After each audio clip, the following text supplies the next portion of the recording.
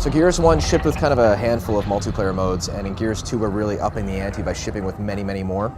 First off, we have this mode called Wingman, which is one of my personal favorites. It's basically 5 teams of 2 players, so it's kind of a mix of a free-for-all with a co-op versus experience. Then we have Guardian, which is essentially Assassination 2.0, in which each team has a leader, and if you take out the leader, the other team can no longer respawn. So that's the goal, is to basically, get rid of all the enemy forces. And then we have Submission, which was previously codenamed Meat Flag, in which there's a stranded character that's running around the map. It's essentially kind of like a one flag, capture the flag game type. Knock them down, take them hostage, drag them to another point, and win the round. And all of these modes coming together add up to kind of a very, very fun and tremendous multiplayer package.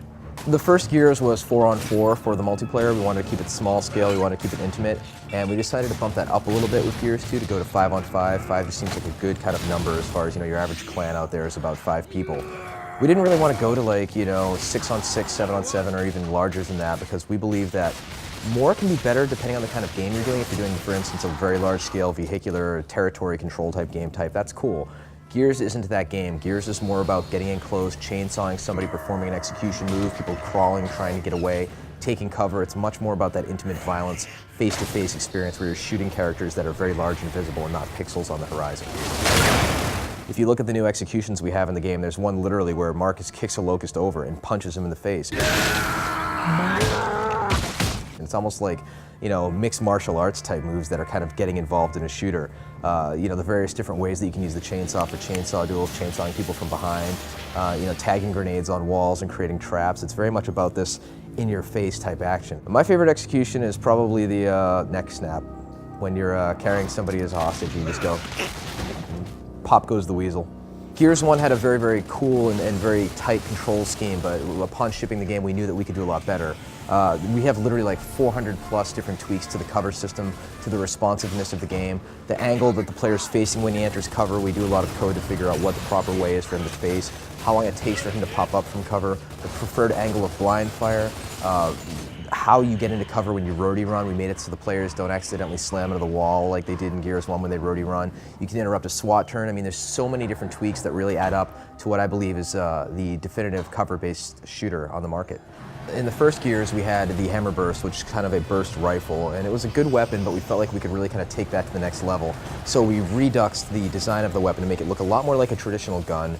We added a little bit of a scoping ability. We made the gun also fully automatic, but a slightly slower firing rate, and also added the ability for players to hit fire to fan the shots at the trade-off of having a far more significant kick. We also added in a burst pistol, which is a very heavy Locust pistol called the Gorgon.